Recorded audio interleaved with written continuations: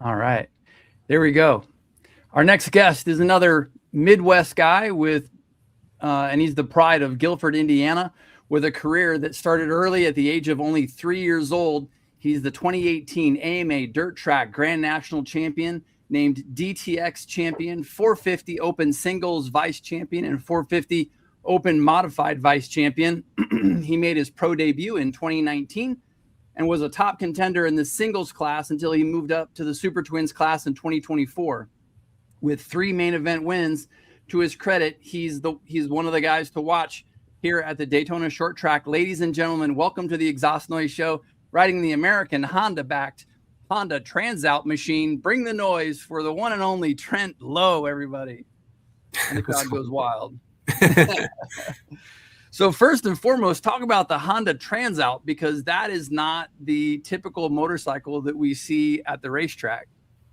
No, it's the engine's out of the Honda Transalp, but definitely made some changes from the frame. The frame's a little different than that, but yeah, it's been going good. I mean, it took a lot to kind of get where we are, and there's a lot of people that have put in a lot of time and effort trying to figure out what we need to do. Yeah. But yeah, it's all paying off. We're getting closer and closer. So you've ridden that bike now for 2 years. This will be the 3rd year on the Transalp. Is that right? This past year was my first full year. Okay. I did a wild card race where I was able to ride the Super Twins class on it and get some seat time in 2024. But then 2025 was my first full season on it. Yeah, and you gotta win on that. So That's got to feel good. Yeah, definitely. And for it to be at Springfield, I mean, it means a lot, really. My first Super Twins win was at Springfield. It's pretty crazy. Usually the veterans are doing more at the miles. They're a little smarter. But, gosh, I think having Kenny Coolbeth in my corner, it definitely benefited me. Trying to hold back and be smart during that race was tough. But, yeah, it paid off. So. Amen. The mile is so much more different. We'll talk about some of the different racetracks and styles and what suits you best coming up as well. But yeah, that the mile it's a blessing and a curse, right? First and foremost, you got to use the draft, right? You got to be small and tuck in and get behind whatever you can, which is really just the flat number plate up front, right? Yeah. And maybe try to tuck in behind one of the other riders. You get a chance to take a little bit of a breath, whereas you get to the half miles and the short tracks, there is nowhere to rest. Yeah, it's pretty much complete opposites. Like I always tell people, as long as I'm in the top 5 on a mile, up until the last 2 laps, it doesn't matter. I'm like, I'll sit in 5th place and be happy up until that last 2 laps, and then I got to start making my push forward. But yeah, I think at Springfield, even for me, I had more speed than I even was showing, but I had to tell myself, just calm down, wait. Like, this race isn't won until the last lap. Like, the last corner is what wins the race. So yeah. You only got to lead 1 lap. That's the last one, right? Yeah, exactly. So it was tough, but I seem to do well on miles. I really have struggled with TTs in the past, but had a good run at Peoria this year. So I feel like I'm starting to get better, starting to figure them out. And then half miles and short tracks, it's kind of, it's a fight. Like, everyone there is riding at their hardest. There's no break. There's no rest. So you're at 110% the whole time. And there's nothing else left to give. Absolutely. And with Daytona, is it double taxing because it's 2 nights in a row of just nonstop? And we talked about it with a couple of the other flat track guests last few nights, that, essentially practice is practice, right? But once you start qualifying and once you start, once everybody goes on the clock, there's really not much of a rest. And God forbid you miss the main, or you miss the first qualifier, something happens and you got to come back in the LCQ. At that point, you have no break whatsoever. And you're on the track every, half hour? Yeah, exactly. Like, we're right back out on track. It's once qualifying starts, then everything gets like serious too, because you got to qualify good you want to start on the front row of the heat race. You want to start on the front row of the main event too. So everything has to be on time. Like, you cannot miss anything. So yeah, everything's important, and there's not much time to work with there. So, and then also, like, if you want to start on the front row of the main event, then we have a dash too. So that makes it another time on track right before you got to do your main event. So it's just like adding to the time on track. And we actually have a Triple Crown race as well. So that's adding more time on track. Like, it is going to be nonstop 2 days of racing at Daytona. It's just brutal, isn't it? Yeah. Do you have a preference when whether you're on the front row or the second row? Do you have a preference? Do you like to start inside on pole, or, some riders, they actually would prefer to start maybe second, third position on the outside, so they get maybe a better, cleaner look into turn one and can just kind of sweep around? Yeah, most of the time I would like to start on the bottom, but there's certain tracks that if you start up closer to the groove where the track is hot, you can get on that, and you actually have more speed going into the first corner to just roll around the outside of everyone. So depends really on where you're at. Most of the time, though, I'd like to start on the bottom, just because then you kind of have the right of way. Like, everyone's got to lift before you. So yep. Yeah, so let's talk about that Transalp a little bit. Talk about what is that engine configuration? What does that sort of start as? What does that look like? And then obviously it ends up looking like a typical flat tracker by the end of the night. Yeah, but what is that? What is that platform? Because that's not the Africa Twin. That's a 1000. What is the Transalp? Yeah, it's a 750 engine, and really, like, at first in 2024 they didn't really change much on them. They cut down the stator cover because it was pretty bulky and they thought it might drag, and then they cut down the oil pan just because it was hanging really low, and they were running stock engines all of 2024, and then they finally started getting some parts in because they had to make all new parts. They didn't make race parts for these engines, so we had to develop parts for them. And that's kind of right when I was starting to come around the team and starting to ride the bike. They were just starting to get race parts, and we had to test all the engine parts and see what's going to fail. What do we have to make different? But we've left actually the bore size the same. It's 750 engine. We haven't had to change much. We worked with a couple of things at first, but now we're pretty much running race engines everywhere we go. For those that don't know, talk about the rules around the Super Twins class. The historic motorcycles that have been in that class forever are the Harley-Davidson twins. Those, even though they've evolved dramatically, they're still kind of the same thing, right? It's a two-cylinder Harley-Davidson.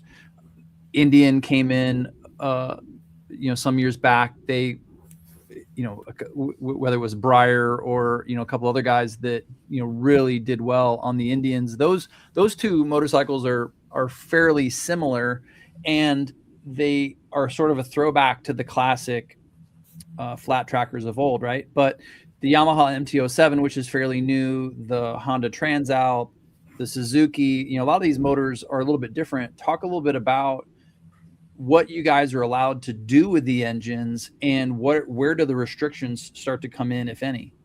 Yeah, I mean, we have restrictions on our throttle bodies. I think there's a maximum bore size that we can run. I want to say it's 800, but it might be 900. I'm not 100% sure on that. But the V twins, they like Harley, the XGs that like Breyer is riding and Brandon rode last year. They have a lot smoother power curve. They're a little easier to ride. And then the chassis is a chassis really no one else is running besides them. And then the Yamahas and Hondas and Kawasaki's, Suzuki's, KTM's, they're all a little more twitchier. The engines are quicker. They're harder to ride at a lot of tracks, but then when we go to the mile tracks, we have a huge advantage. So The bigger, faster tracks definitely suit the parallel twins better. The smaller, slipperier tracks, that's where the V twin, that's its bread and butter. So um, I definitely feel like there's a time and place that someone definitely could ride different brands at each track and it would suit them better off that way. Where do you like your power at? Breyer was talking about, some of the modifications that they make. They just kind of, move, change the exhaust pipe a little bit, right? And in technical terms, what that means is you're sort of changing where some of the exhaust chambers are, where the expansion chambers are. Maybe you're changing the shape of it a little bit so the exhaust can breathe a little bit differently. Maybe it's the shape and it has a little bit more back pressure, whatever. But all that aside, where's your sweet spot? What kind of power do you like to make? What kind of bike do you want to ride? And when you're talking to your team, your crew chief, what's best for Trent? Like what kind of power do you want and where do you want it and how is that delivered? Yeah, I mean, we haven't had much time to really test with stuff. Like once we found out durability, well, then we were working on the durability of the engine. We were working on chassis stuff right away and suspension stuff. So we haven't really had that much time.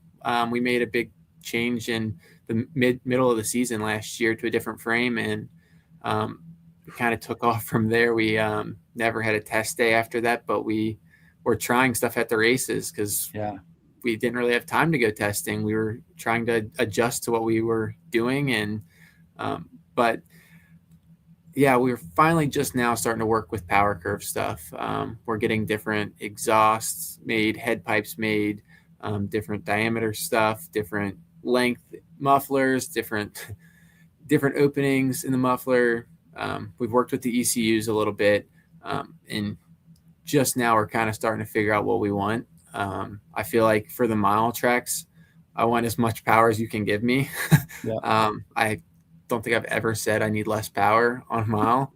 So please, less power. I need it to go just a little bit slower. Yeah, I'm like, whatever you got, give it to me.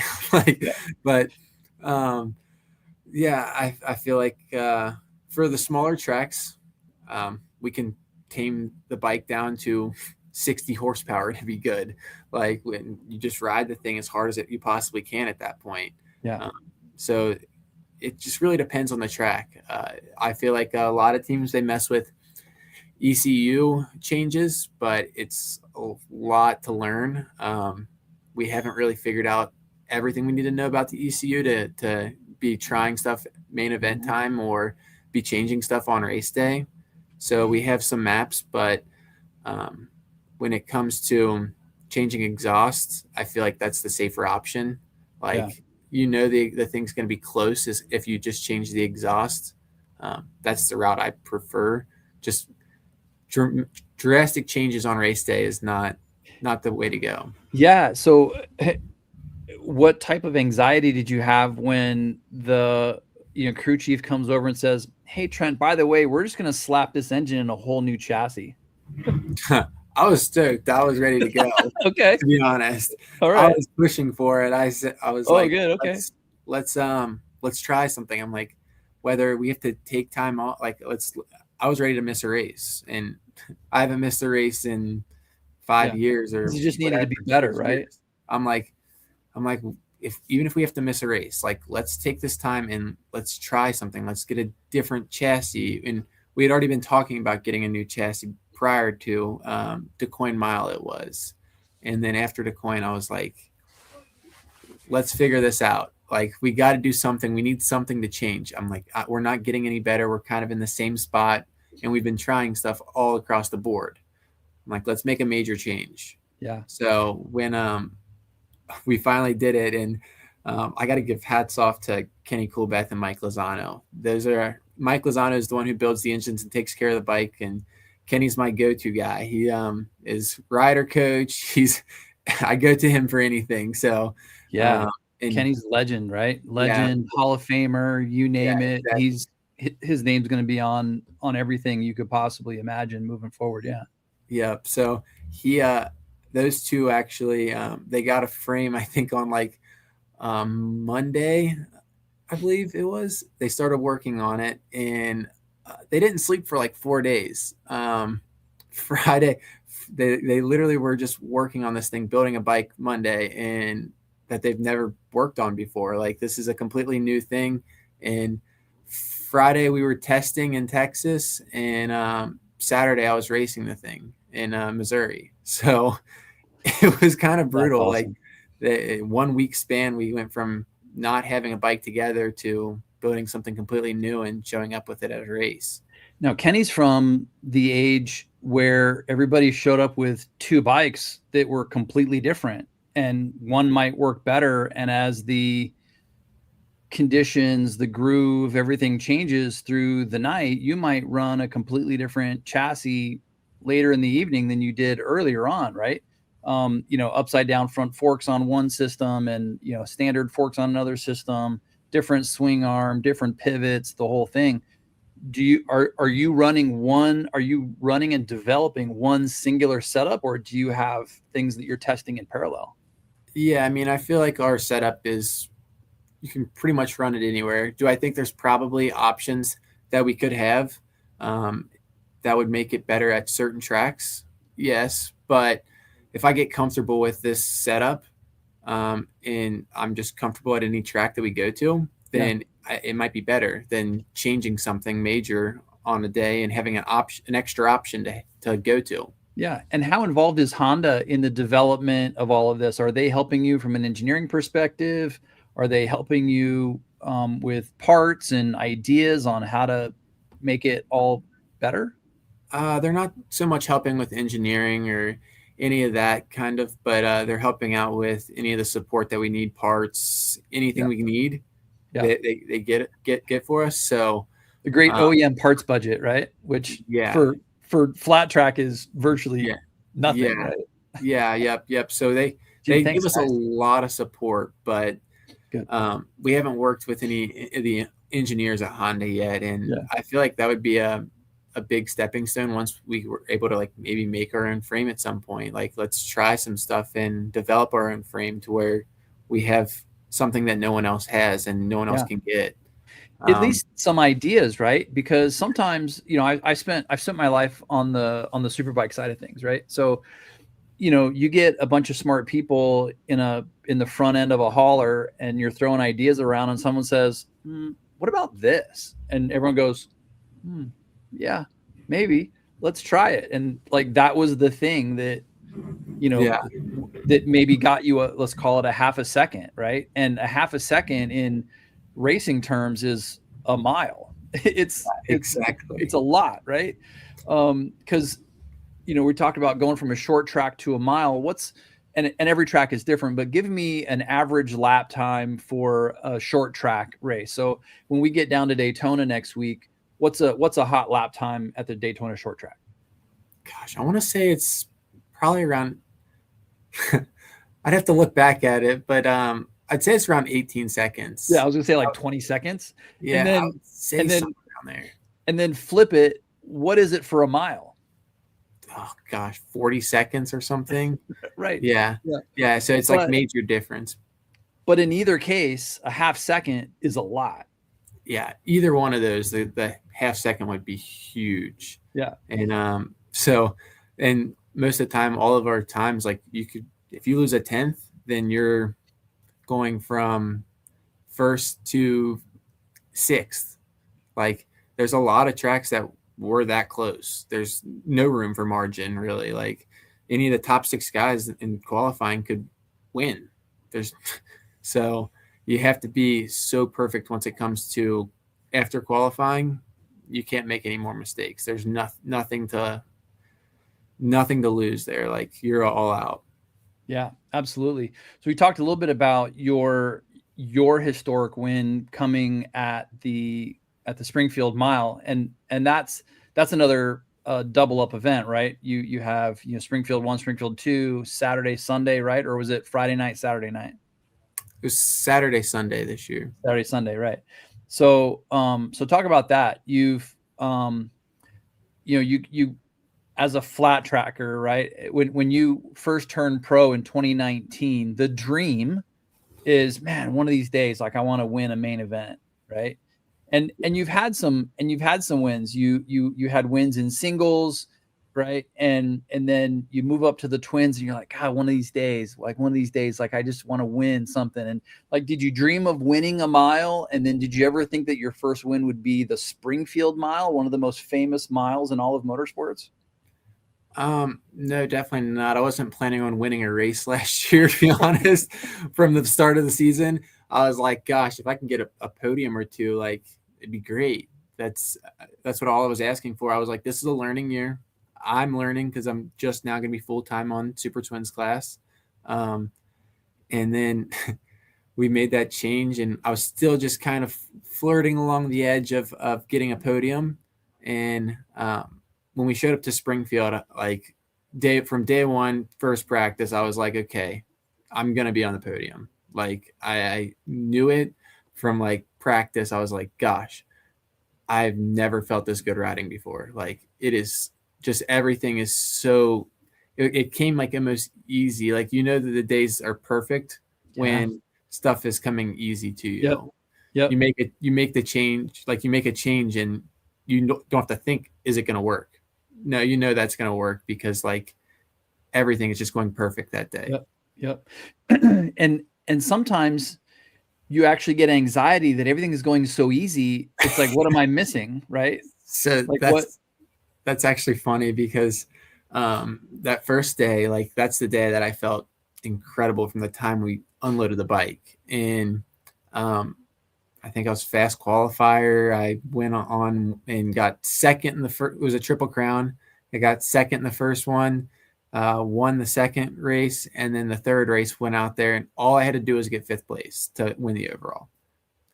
Chain came off, and I'm like, there. We felt good all day. I'm like, that's what was gonna happen. I'm like, oh, but then the second day, like I started off the day, and I'm like, man, I feel good, but it don't feel as good as yesterday. And we were off kind of like all day long. I'm like, I feel good enough to where I can get a podium, but I'm like, I'm not on the level that like I was yesterday. And there was a group of us, like we all just kind of like sat down and talked about it, like what I can do to get more comfortable. What are we missing here? And we made a pretty decent sized change before the main event, and it paid off. Like it was like, that's the comfort level that I had the day prior. Amen. Right. Yeah. Yep. And sometimes that gives you the confidence to make those big decisions at the right time in the future. You know, that look, you know, we made this change, and as long as we all feel good about it, let's do it. When I was road racing, we were at Roebling Road, and I had sold my motorcycle to somebody, and then they went out of town. They're like, oh, you should ride, you know, my bike down at Roebling, because I'm not going to be around. So it had old, you know, Daytona tires on it from months ago, and went out in practice. And at the time they used to run odd numbers in the first practice group and even numbers in the second practice group because the track density was so high. And I'm like cruising around, and I wasn't finding anybody that I could ride with. I just kept sort of passing everybody. And I was like, man, all the fast guys must be in the other session, because all my buddies that I was racing with, they all had even numbers, and I knew, and they were all fast. Yeah. But they all had even numbers, so they were in the other session. I was like, you know, and so I just kind of kept pushing.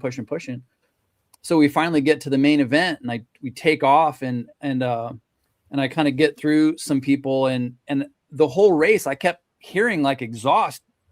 I kept thinking I kept hearing bikes right behind me, and I didn't look back. You know how it is, like you can't look back. You got to stay focused forward.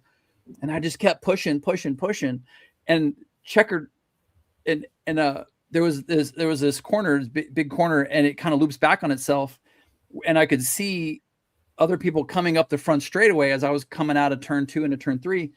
And I was like, those guys are usually ahead of me, and those are the guys I thought were like right behind me. So who's right behind me? And so we finally finished the race, and I look around, I was like, I won the race by like 15 seconds, and there was nobody near me. But I was so paranoid because everything had gone so smooth, and everything was so slowed down that I thought, but sometimes it's those days you're like, everything just clicked, and that was it. And you know, and sometimes, but then the tough part is, how do we duplicate that, right? How do we duplicate that going forward? And how do we have that confidence everywhere we go now, right? Yeah. Yeah. No, gosh, that's what I'm like, since we've been testing all winter, every time I show up, I've had like that feeling like, okay, like I'm feeling pretty good every time we show up. We show up with the same setup I rode at the last track, and I'm like, okay, we're feeling good today again right away. So it's I'm a little nervous because I felt good at every test day. I'm like, will I show up to Daytona and feel the same way? So yeah, and Daytona is one Yeah. that's like hard to duplicate. Like there's not a track on the schedule Yep. like it. So yeah, And do you it's think that that's just confidence that you're learning, that, because clearly what we do, what you do, has to come with some confidence, almost an air of arrogance, right? Like, I'm the guy to beat. yeah. And where you may not have the same accomplishments on your resume yet as a Dallas Daniels or a Baum or a Briar Bauman or Jared Mees and those guys. Like, you're getting there. You're working through all this stuff on equipment that you're still developing, right? But you have to show up with some confidence that I'm here to win. And if these guys are going to take the checkered flag, they got to come through me. There's a little bit of that has to come with what we do, right?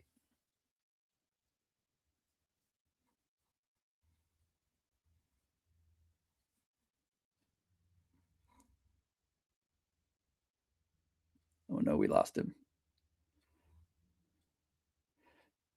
Hello, hello.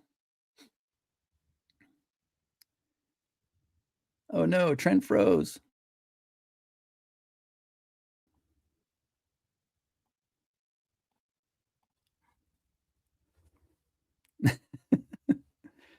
Oh, we lost him. It's all right. We're going to get him back. Hang in there with us. We're going to get him back. They are at the shop getting ready for Daytona. We'll just drop him a quick message here to dial back in.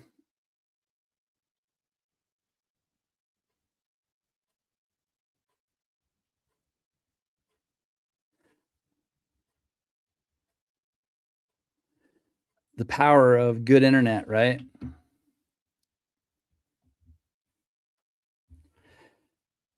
Well, Daytona is coming up. So if you haven't yet bought your tickets, you can get your dirt track tickets or road race tickets from Daytona International Speedway. Just go straight to the website, DaytonaInternationalSpeedway.com. Welcome back to the stage, Mr. Trent Lowe, everybody. Don't know what happened there, but hey, it's the power of internet, man. I mean, that's sometimes it's on our side and sometimes it's not. So it's all good. We just did some quick little Daytona ticket sales commercial, so it's all good. Perfect. So looking at the win at Springfield Mile, that was an opportunity to pass Dallas Daniels when for the checkered flag. So final lap, you got guys in front of you, you're tucking into the draft, and you're thinking, what's your last lap mind I mean, saying to you? before we even started the race, like me and Kenny Coolbeth, we talked and he said, he's like, do not lead a single lap. He's like, don't lead. He's like, don't show him anything. And like, one of my dreams is like, kid, I'm like, gosh, I want to break away, like break the draft at Springfield. I'm like, I want to just like get out front and ride by myself around Springfield for whatever 8 minutes that's left on the clock. Because how cool would that be? I'm like out there and I'm sitting behind Dallas, and I've been sitting behind him for a while. And then I'm like, we had this plan of me sitting behind him all the way up until the back straightaway and then pass him and lead the last corner. That's it. And sure enough, I'm like, I'm going.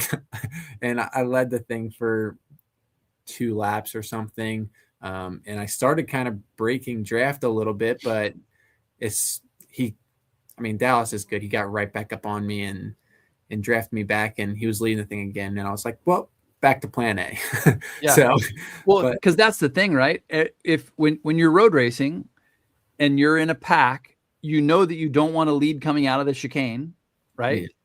And kind of the same on the mile. You don't want to lead coming out of 1-2, and you certainly don't want to lead, coming out of 3-4. You want to be in the draft and be able to use that horsepower advantage, right? Yeah, and So their strategy was probably the same. Their strategy was probably, hey, don't lead, let those other guys lead, and then just draft the whole way through. Yeah, I think he kind of planned on me like drafting him once like the race got down to that. After those 2 laps, then he drafts me back, and I'm like, I think he plans on me passing him again.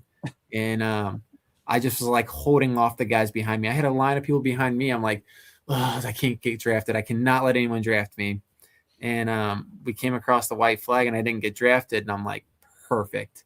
And we get on the back straightaway, and I'm like, okay, I have the corner speed. I'm like, I am leading this thing through the last corner and off the last corner.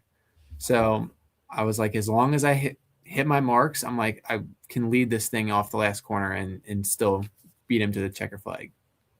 So. And how'd that feel when you finally got there? I mean, was that everything that you had ever envisioned and dreamt of? Yeah, gosh. Yeah, and especially since I really didn't plan on like being there this year. Like I was not planning on that at all. So to like even have that happen like at Springfield, yeah, it was like a dream come true. So that was huge for me, and it definitely gave me some confidence. But yeah, it's still I don't have any of the stats that Dallas and Breyer have. So I would love to have that here soon. But yeah, I feel like once I get those, that'll give me a little bit more confidence once I'm at their stats. You'll be there. The what are the racetracks that you look forward to? So I mean, obviously you guys go to a lot of the same tracks every year. What are the ones that you're like circling and highlighting, going, man, I can't wait to get back there? Honestly, I like all of them other than the Sturgis rounds. I did not like any of them. What's different? What's different about those? I mean, obviously it's just super chaotic up there. Like, I mean, the Sturgis rounds, like, just, I don't know. I wish they were like, I wish the tracks were good, but they weren't. And I'm like, gosh, because it's such building it I mean, doesn't the AFT kind of I mean, I know they don't build the tracks, but AFT kind of comes in and maintains a lot of the tracks. Is that one different and not necessarily built or maintained by AFT? So, I mean, they come in and prep the track like a week or so prior. Right. But, I mean, I feel like just the dirt there is not ideal. Like the dirt almost kind of seems like, I guess, I don't know, if you've been around like dirt racing, like the track gets old. Like it needs like new, like it's like food, like it loses all of its like nutrients. Like once it's like it doesn't get turned and oxygenated enough. And... Yeah. So that's what the dirt kind of seems like there.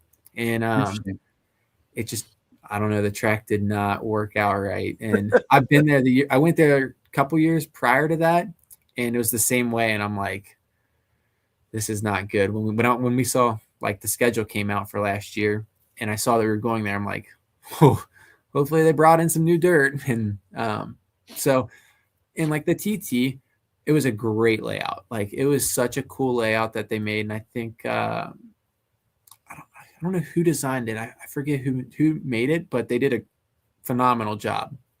But just the dirt there again, it doesn't work.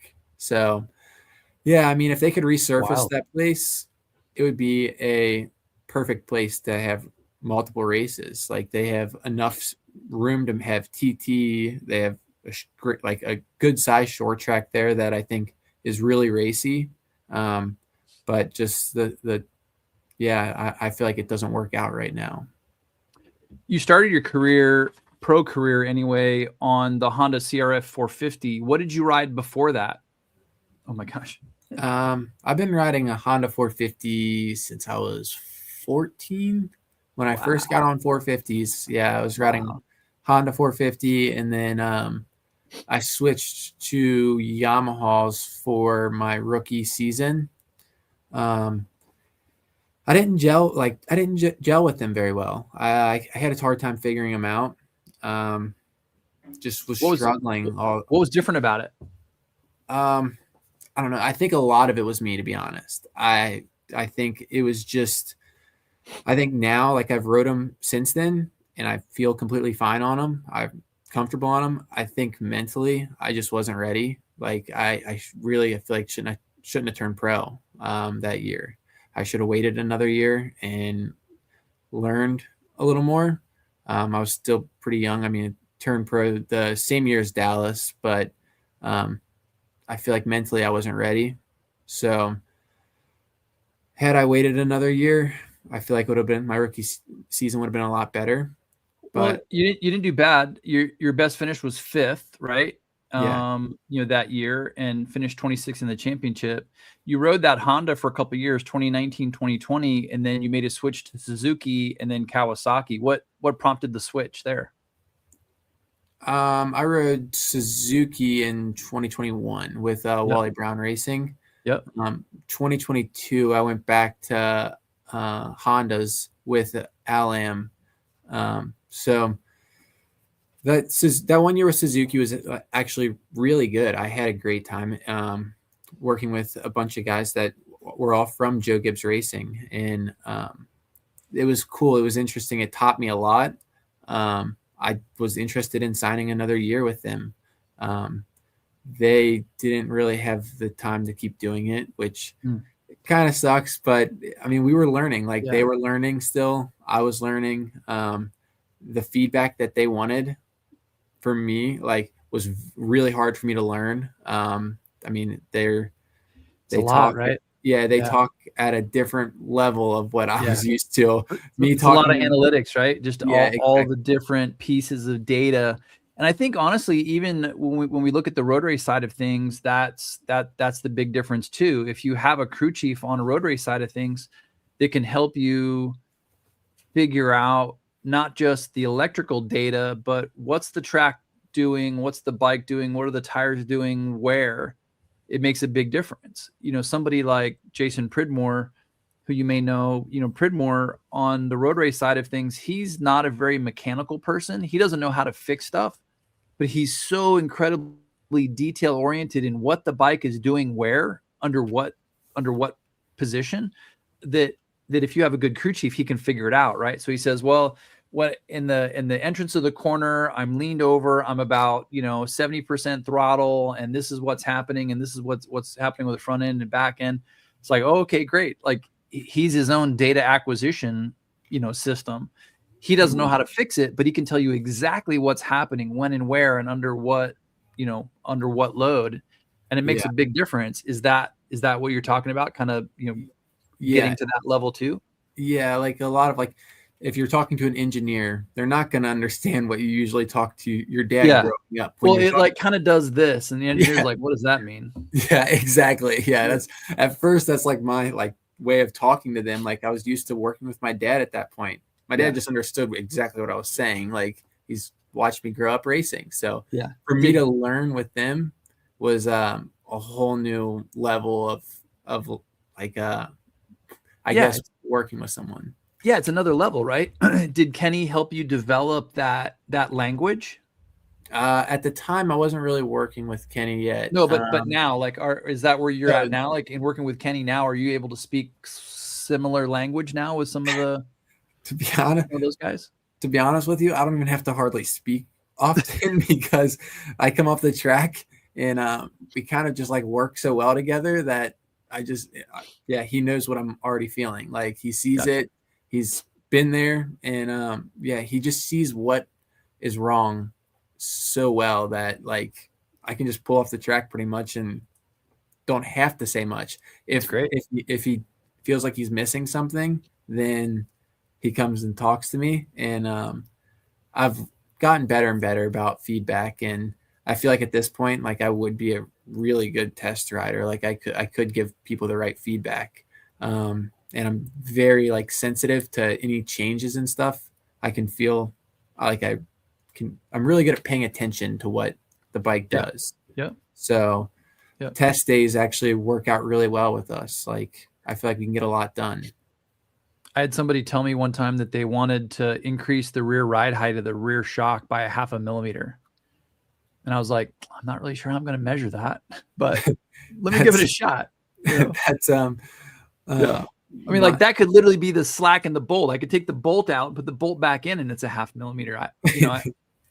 We changed like offsets on the front end, like 1 millimeter. And my engine builder, he's so funny. He's like, there's no way you can tell 1 millimeter. I'm like, yes. I'm like, I can. I'm like, I feel the difference. Yeah. And then like couple clicks on the shock, like the guys that with Maxwell Industries, who have been a big part of our program, they build suspension dynos. Like that's what they do. And they're like, come on, like you're not feeling that little bit of difference. And I'm like, I'm telling you, like that's literally like that's the biggest difference. Like some days that makes the difference in 3 positions. Yeah, absolutely. So making the switch from singles to super twins, not only is that a big jump just in equipment and speed and everything else. Well, let me go back to singles, because I think singles is such an important class, and you've spent a long time racing those singles. That singles class was really developed around 2000, 2001 to include more manufacturers. So you get all 4 Japanese manufacturers, you get Husky, KTM, right? You get everybody involved, and now Triumph, has a 250. So ideally, that for people that may be watching the show that are not entrenched in the motorcycle industry, the singles class is really, really exciting because it's young racers on such a broad variety of equipment that are all very, very close in regards to parity, and literally it could be anybody's night, right? Yeah, exactly. Like it's a tight class. That's how it was designed. The class is so tight. All the bikes are very similar, and I feel like it almost kind of levels the playing field. Right. I feel like makes for great racing.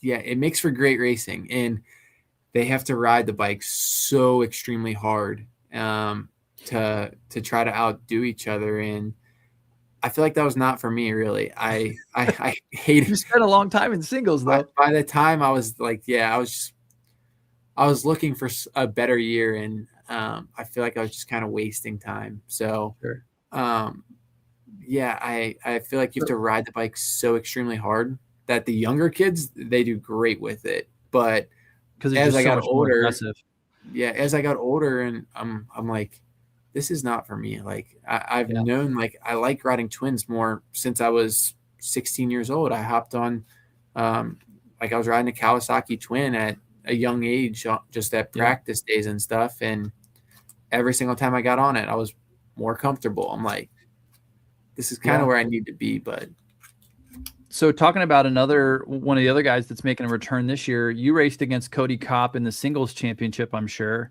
And then and then he went off to do some road racing last year with Kenny Roberts. And now he's back in the series on the Super Twins bike. What are you expecting from him? Do you think he's going to be better? Do you think he's going to take him a few minutes to get acclimated? I mean, what's that transition like? And I guess for you, what was that transition like? And then what's going to happen with Cody when he kind of gets reintegrated next week?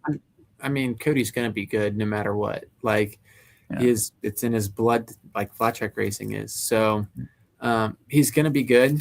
I feel like the singles class is completely different than the twins class. Like you watch people that go from singles to twins, and they sometimes do better or sometimes do worse. Like it's definitely a preference. I mean, Cody's going to figure it out either way. No matter what, Cody will figure it out. He's so talented. But I don't know how he'll do like this year. Like it's kind of a toss up on what he's going to come out as. Is there any advantage to his first race being a doubleheader at Daytona? I've actually said that to someone. I'm like, Cody could almost show up and win his first 2 ever races. I'm like, right. He's so good at Daytona. He is incredible there. It's just a different track. And it's almost like, for me, being an outsider, it's almost like the short track is almost the equalizer, because you don't necessarily because you're just constantly you're almost constantly sideways. Whereas the half mile, there's a little bit of a rest, there's a little bit more strategy, and then the mile, there's significantly more strategy, and it's just way faster. But but he's also coming off of a road race bike where now he's accustomed to a different sense of speed. So I was kind of saying that in our Daytona preview, is like Cody Kopp could literally come in here and win 2 nights in a row if everything's right. Yeah, exactly. But so could Trent Lowe. I'll be a little shocked, to be honest, but I don't have I never really have done great at Daytona. When it was a groove, probably I'd say 2020, I think I podiumed there. And then I podiumed again in 24, I want to say, or 23 or 24, but never a guy running up front. Like I happened to those 2 races. But so I feel like Breyer, Dallas, Cody, and there's a couple other guys that they go good at Daytona. But there's other guys like Jared Meese, who's very successful, and he never really did great at Daytona. Right. So over the last couple of years of him racing, I think one of his best finishes there was 5th maybe or something. So the person that, I would love to be like Jared Meese. So if I have to do bad at Daytona, I'd be great with that. That's fine. It's been a little while since Honda won the Premier class at a mile, right? It was like 25 years, I think it had been since something like that. Yeah. I mean, that's got to feel pretty good going into this year. And my hope is that they're able to step up for you guys, whether it's that when you get to the half miles or the miles, that they step up and, and celebrate you guys a little bit more because of stuff like that. But with, I wanted to talk a little bit about, family and stuff like that, because your brother races as well. Does that help out at all? Are you guys sharing a motorhome or anything, or what's that dynamic like? Yeah, I mean, it definitely is beneficial. As little time as we get to talk in between sessions, but I also have the guys that are in my pit area too. I got the 2 riders that'll be with me this year, Walker Porter and Cage Tadman. So I have multiple people that I can talk to. As soon as they come off the track, I can talk to them. But also they are younger, and sometimes you can't trust all their information. Right? So I take it with those damn young kids. Yeah, I'm I have to talk to all 3 of them to maybe get some sort of information. But yeah, I mean, it's great to have them as well. But are you guys? Do you and your brother do you travel together, or are you able to spend time together away from? So zipping around in circles, or what's that dynamic like? Yeah, do you train together and you ride together when you're not at the track? We pretty much train together at all times. He's training with me in Florida every day. He's training back at home with me every day. So yeah, we train together a lot. And then traveling the races for as long as I've been racing, he's been traveling with me, and so yeah, we are. There's never really a time that we're not together going racing. Great. So it's good to have very little. Yeah, very little. He's at our test days. He gets invited to all of our test days that we do as well. So cool. Yeah. So you're in Florida getting ready at sea level, and you're back home in Indiana. Talk about where you got started back in Indiana. Obviously, a lot of flat trackers get started really, really young. And we're talking to Dallas, and Dallas started riding when he was really young as well. And the Midwest, especially where you were at in Indiana, there's just so many little flat track venues sort of within a couple hours, but then you say 4 or 5 hours and you've got at least a dozen, right? Yeah, exactly. I grew up in the bottom corner of Indiana. It was pretty much on the Ohio line near Cincinnati. Yep. There's a track that a lot of really good flat track racers grew up at, and it's Lawrenceburg Motorcycle Speedway. And yeah, growing up, we had people that were racing pro as I was growing up. So, I mean, I always had people to look up to and to teach me stuff, and as well as my dad, he raced professionally for a lot of years. And so as hard as it was to listen to him, he always had people to go to tell me what he actually wanted to say. Yeah. So Right. then that I'll actually listen to. So when you're all sitting around the table at Thanksgiving, has anyone else won the mile at Springfield? No, I got that on them. So that's great. But yeah. So you can argue about whatever you want. You can say whatever you want, but I'm the one that won at Springfield. So shut the hell up. Right. Yeah. My dad, he used to just say, "Oh, I don't want to race you guys. I don't want to make you feel bad anymore." Like he's like, now I'll just beat you. Yeah. He's like, I'll just beat you if I race you now. And I'm like, okay. But then now he's like finally gave up that statement. He's like, all right, fine. Good for you guys. So I want to get into the who, what, when, where, why, and how. I mean, obviously your dad was a massive influence growing up. Who are some of the other influences growing up? Who were you looking up to when you went to the tracks and you're watching some of the pro guys go around and it's 9 o'clock at night, the main event's coming up. Who are you at the fence watching? It's kind of crazy because the person that like I've always looked up to as a kid was Kenny Coolbeth, and now I'm working with him. Cool. So it's like, this is great. Like I'm in the perfect spot getting to work with the person I grew up watching, and how cool that's the only person I cared about on the racetrack. So it's pretty incredible to be able to do that and work with him. That was that's insane. When I was racing and Aaron Yates on the road race side of things, superbike side of things, he was he was already sort of creating his whole legacy. And then I started announcing, and I was announcing races with him and just watched him forever. And then when I was running the Michael Jordan Motorsports team, we had an opportunity to hire Aaron Yates to come over and ride for us. And I was like, I can't believe we're hiring Aaron Yates. This is the most incredible thing ever. And so being able to work side by side with someone like Aaron is like, this is insane. Like Aaron Yates actually freaking rides for us. And, and you can't really see it, but I have like a whole thing back here of sort of Jordan team stuff. And we won the championship in 2008. Aaron won my 20th year in the industry. Aaron was number 20, and that was my 20th national championship that I was a part of. And it was just this whole thing.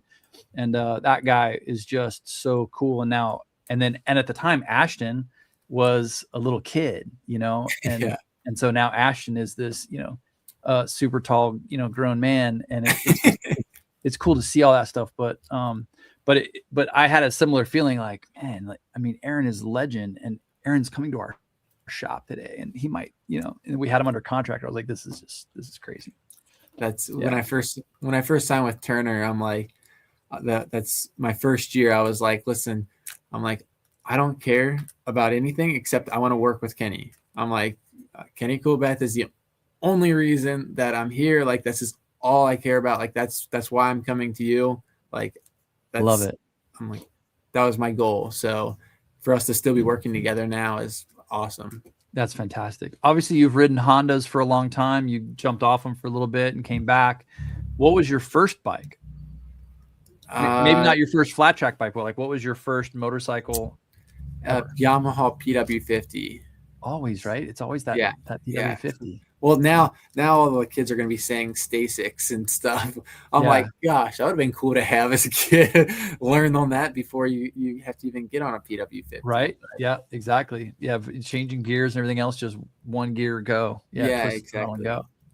Yeah, that was fun. And then what's the favorite? I mean, obviously you've ridden several different iterations of the Honda, but what was the favorite bike that you've ridden so far?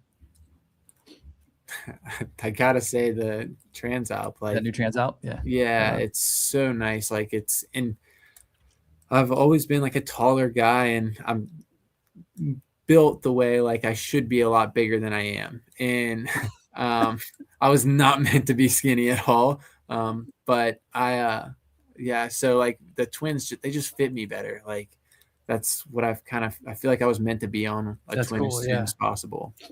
When did you know? I mean, obviously you were good enough to be competitive growing up. And when you started racing in singles, there's sort of a direction for a career path, right? But when did it click for you? Like, you know what, like I could do this for a living and this could be my job. When was that switched on? 15 years old. It was like maybe 14, 15 years old. Like I still remember it to this day. I I actually was at Travelers Rest, South Carolina, and I was racing the Pro-Am class, so I got to race with people like Jared Meese and Jeffrey Carver. I think Sammy Hauber was there, I believe.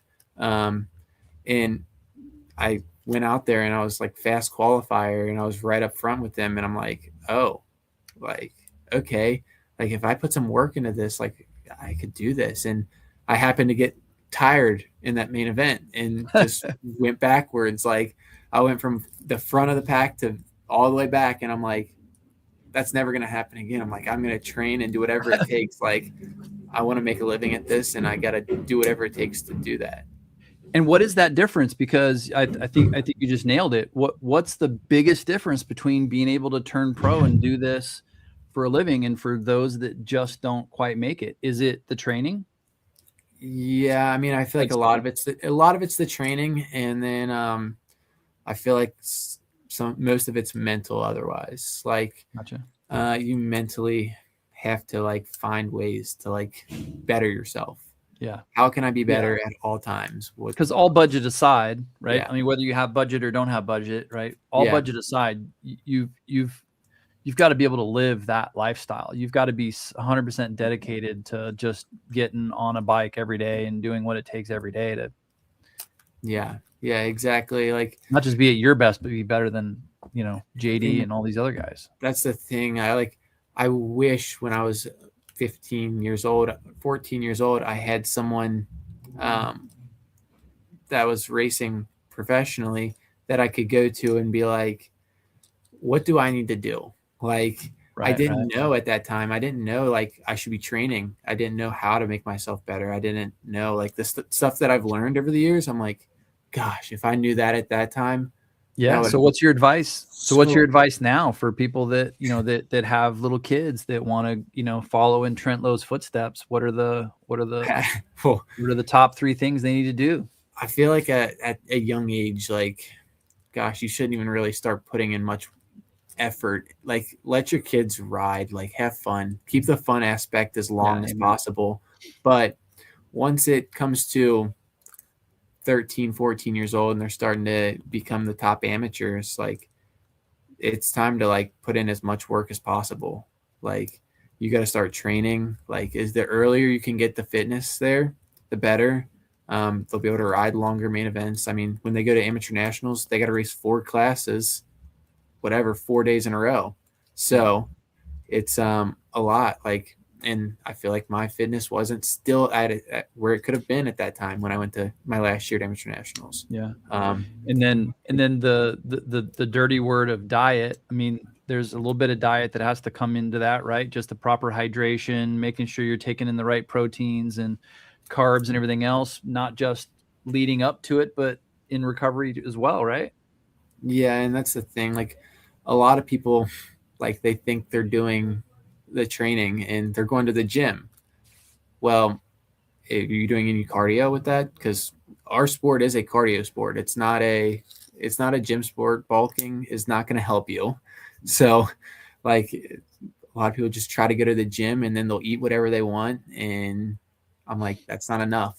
That's not what you should be doing. Like I'd rather sugar, white flour, like, I'd rather you never go to the gym another day and go run instead. Like run 3 times a week and get rid of the gym every day. Don't even do it. Like you'll build the strength by riding, but the extra strength comes in when you need to be able to take hits, like when you hit the ground. And I feel like even in the singles class, you don't need much muscle strength other than the strength you get from riding all the time. Yeah, almost more flexibility and, like you said, endurance and conditioning versus strength, right? Yeah, yep. I've actually kind of started to get into like yoga and stuff, but I also stretch every day. So it's I feel like there's a lot of things that people don't take into consideration. Like it's not rocket science to ride a motorcycle. It's you don't have to be this guy that's so strong they can rip the bars off the motorcycle. You can be a little skinny guy. It's just doesn't. good cardio makes the biggest difference. Yeah, doesn't mean it's easy though either, right? Yeah. So you're in Florida now. Family's back in Indiana. Where do you spend most of your time, and how do you kind of bounce back and forth? And how are you training within the structure that you currently have?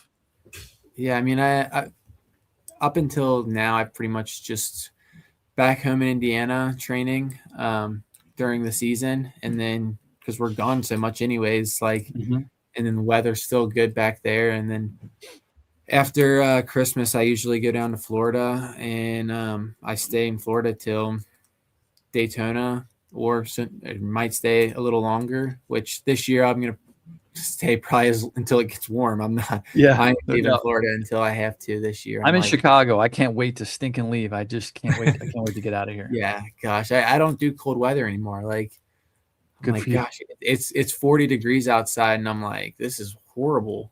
Yeah. It gets to 40 in Florida during the night, and I'm like, I ain't going outside. Yeah, our high today was 40. So yeah. Oh, finally, it's been like 20 forever. But so we talked a little bit how you train. How do you relax, Trent? What's an off day for you? How do you relax and just sit back? Yeah. I mean, I don't know. I feel like there's never really a day like I'm relaxing. Like I always find something, like play Frisbee golf, play regular golf. Try to always find something to do. I can't sit still. Not very good at it. Well, and a lot of times as racers, we're so in our head about the bike, the setup, our riding, other riders, all these other things that you just mentally have a hard time relaxing. I like that you said that you stretch. Are you able to sort of do some deep breathing and relax a little bit while you're stretching at least, and just kind of not think about all the other stuff that's out there? Yeah, that's probably the most recovery I do. Right. is the time that I'm like stretching, and I've done some like a lot of breathing exercises and stuff. Wim Hof is, I think, the guy's name that I pay attention to a lot of his stuff.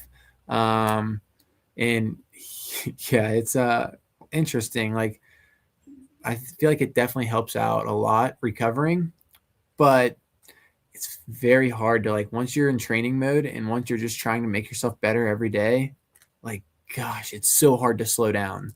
Yeah. And it doesn't really matter if you're a singles rider, a super twins rider, a road racer, a supercrosser. It doesn't matter. You're just, I think as racers, we're always thinking, where's that next 10th? How did I lose that? How did I lose, 3,000s, last weekend? I just can't believe that happened. How do I become a little bit more lean? How can I, get that extra half a horsepower from wherever else?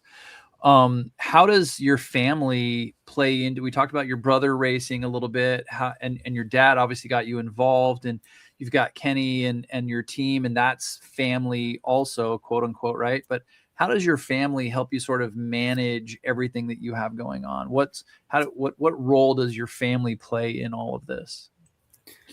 I don't know. I probably couldn't do half of this stuff without them. Like, my fiance, she's actually this is her first time staying down here with me this winter, and yeah, it's so nice. Like, before, like, I was having to go do laundry and cook and like dishes and like be an adult. Oh my God. Like, I'm like, now she's there and she's doing it for me. I'm like, this is great. Like, now all I have to, like, I'm just focusing on what I have to do to be better. Yeah. So, like, taking like that stuff off my plate, and then back home, like, I got my dad working on bikes. Like, if something breaks, like, he's there. He's like, oh yeah, I'll do it. Don't worry.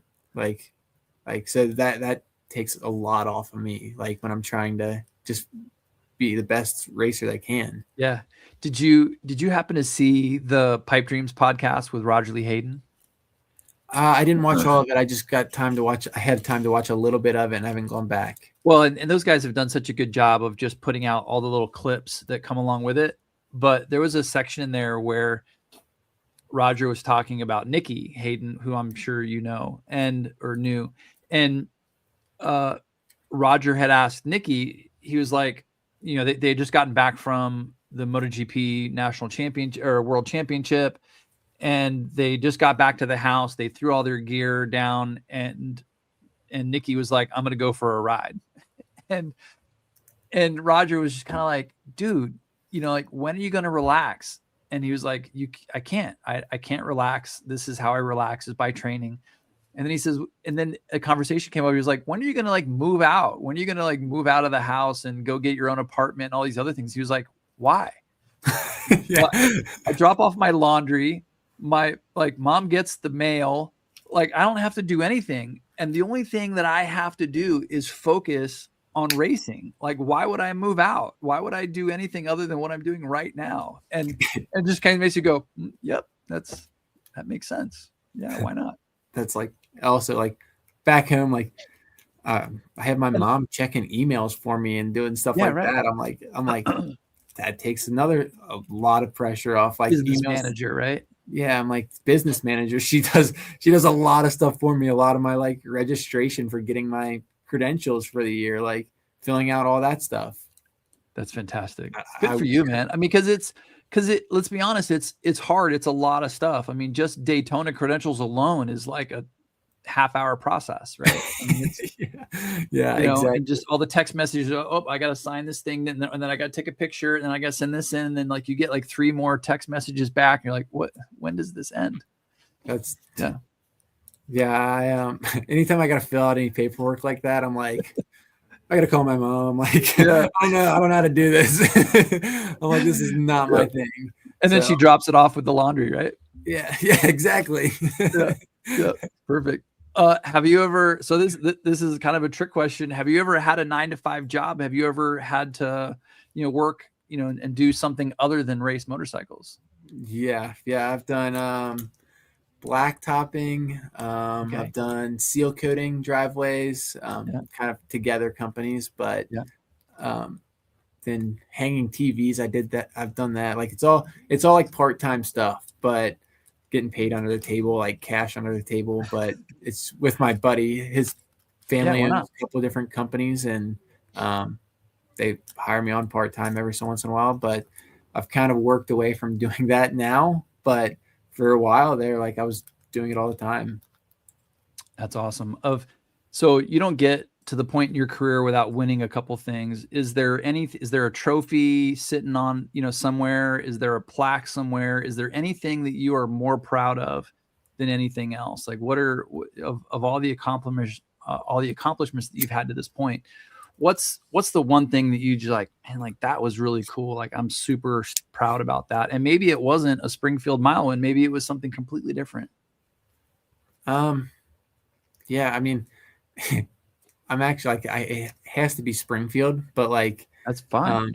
But the like one that runs up next to it is Red Mile. I felt like I could, like, there was a very, very slim chance of me winning that. I'm like, I got maybe a 5% chance. I'm like, I was, I think 12th place on the first lap. And then I think by lap 3, I was up to 4th or something. And I was like, okay, well, we're here. So, but I made the same exact pass that I did on Dallas, drafted down the back straightaway and, around the last corner and had enough corner speed to where I had enough gaps where they couldn't draft me to the line. I won by like 0.002 seconds. Like, love it. I'm like, photo finish. I'm like, that's so brutal. I hate those finishes. Unless it's you that's winning, right? Yeah, I still don't mind. Like, I still don't like those finishes. Yeah. Either way, I'll take the win. The win. So shifting gears, I've had you on here for over an hour. Sorry, it's such a great conversation, and thank you so much for taking time out of your life to hang out with me. Yeah, you're good. But Daytona, man, Daytona's coming up next. It's a double header. It's the Daytona Short Track. It starts the 2026 AFT season. Give us a 5,000 foot view of this. What should we expect? What if fans haven't bought their tickets yet? What are when they roll up to the gate, what's happening at Daytona? How do you break it down? Like how do you process what's coming next week? chaos.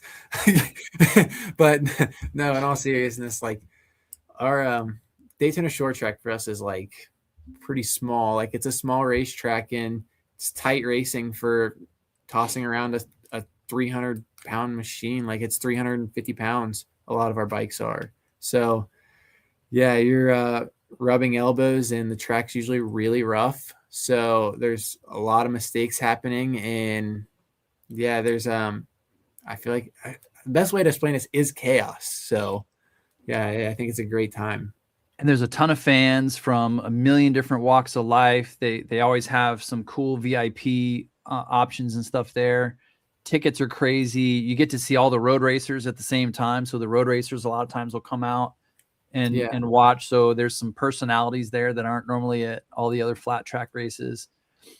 Yeah, no, it's cool. Like there's a lot of people there. Gosh, it's such a big time of year. Like everyone's kind of racing at that time. Supercross just happened there. Then the 200, and then like you see a lot of familiar faces from different sports.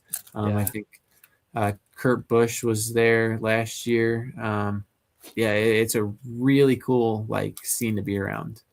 One of the things we didn't talk about was that people can also see there is the Build Train race truck will be there with the women racing in the Royal Enfields. Explain to everybody a little bit about what that program is and what that looks like from your perspective. Yeah, I mean, they bring in women that are in motorsports of some sort. That are into ridings. I think there's applications that they have to fill out, but then they select a certain amount of them and they fly them to Texas and they build bikes straight from like stock frames. Like it is cool. Like they take. Yeah. When was the last time you built a flat tracker from the ground up?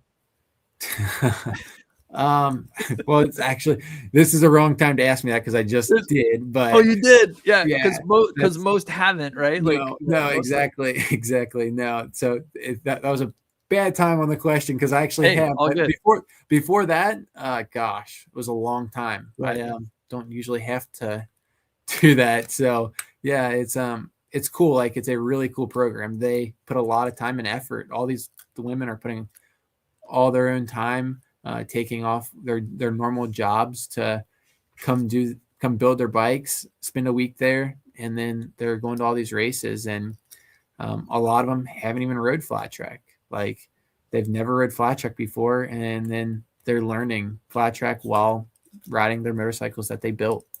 Yeah. What a cool, and it's such a cool opportunity to just see something different and to see women that are just really empowered because they built their own motorcycles, they're out there racing, and they're kind of learning, but they're professionals at that point. And I think it's a cool addition to what's normally at the flat track races, because a lot of times it's two classes, it's singles and twins, and you're just nonstop getting around.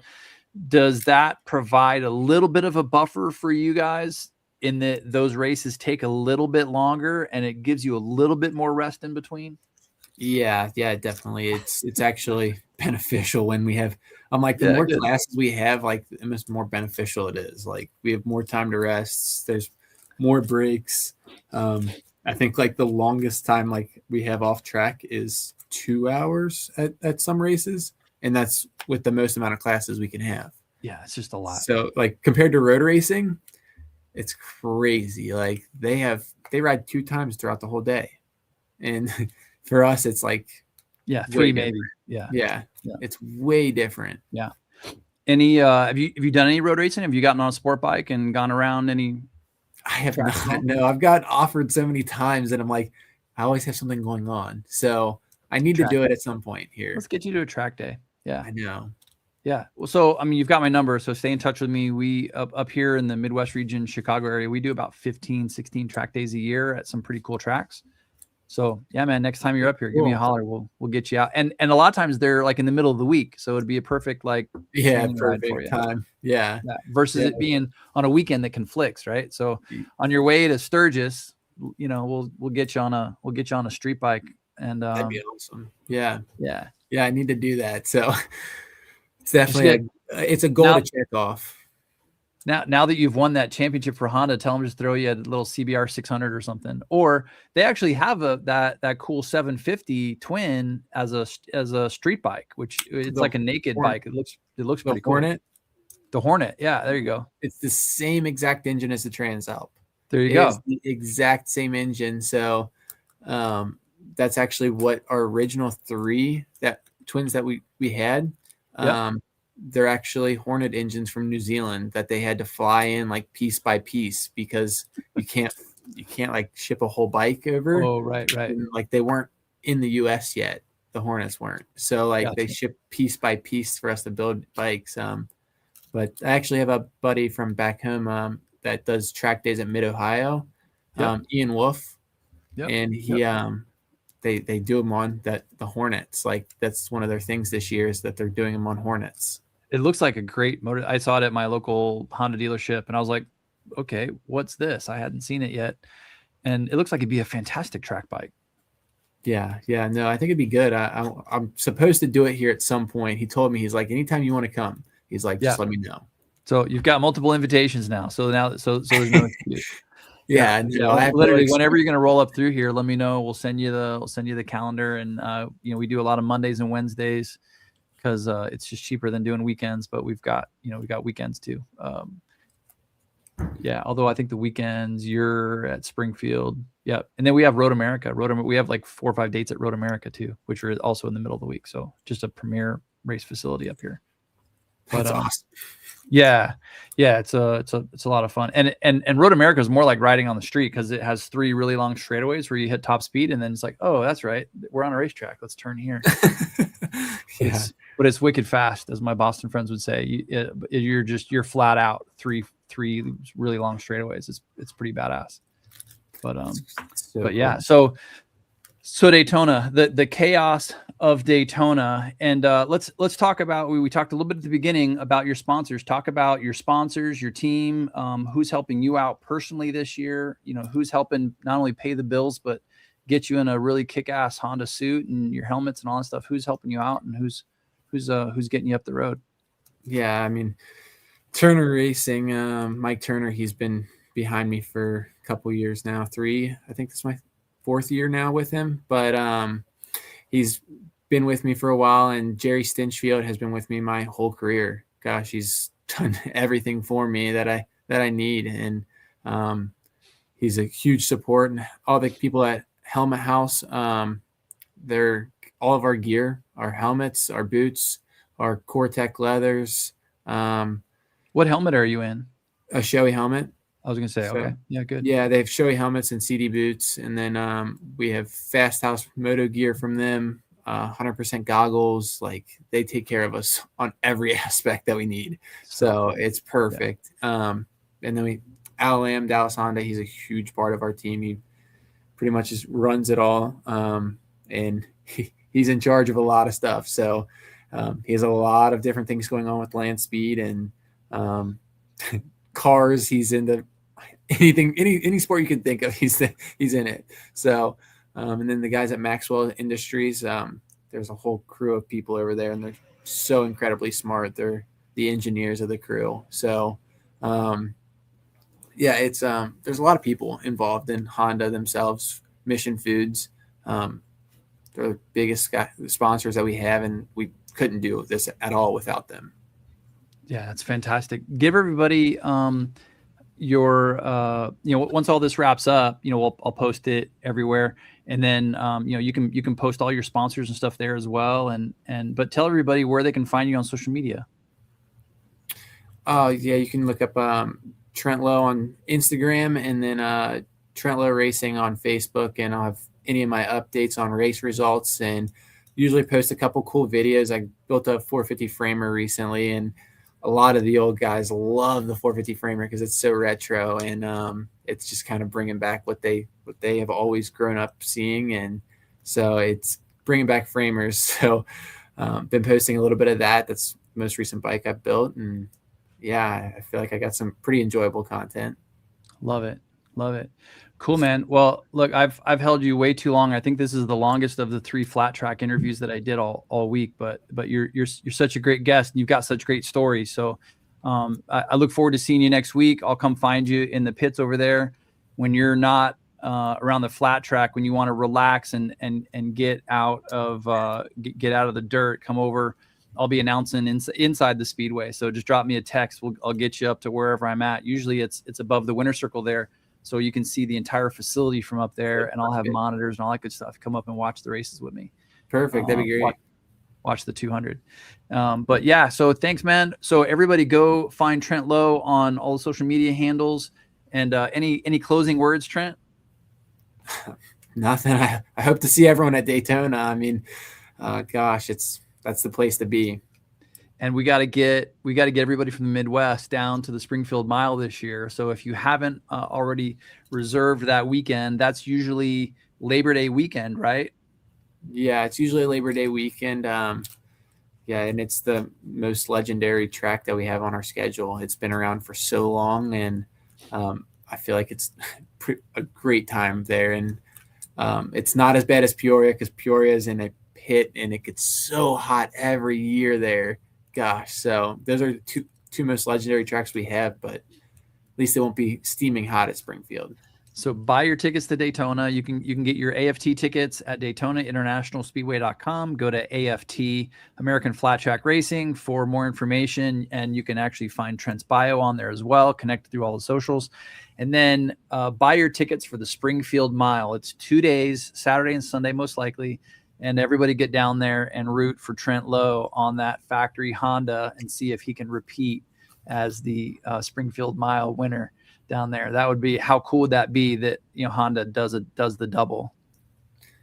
Gosh, yeah, that'd be so great. I hope so. I would like to win both days this year. That'd be even better. Yeah, right, right. Yeah, no, anytime you can take a win at Springfield Mile is great. Just write that on the whiteboard. We're winning Saturday and Sunday. Springfield 1-2. just write it on the board. Write it into existence, man. Yep. Good. Well, thanks so much for hanging out with us on Exhaust Noise. We appreciate it, and we're going to see you next week. I leave in a couple days for Florida. You're already down there, so I look forward to seeing you guys and seeing the Honda rig down there and rooting for you guys. And let's get Trent on the podium down there at the Daytona Short Track 2 nights in a row. But thanks, man. We appreciate it. Thanks for watching, everybody. Remember that it's your job to get one more person on a motorcycle this year, and it's your job to get one more person out to the racetrack to be part of this motorcycle economy. If we don't see you at Daytona, we'll see you next time right here on Exhaust Noise. Now it's time to gear up and head out. Ride safe, everybody. Thanks, man. Stay on here for just a few minutes, all right? Yep.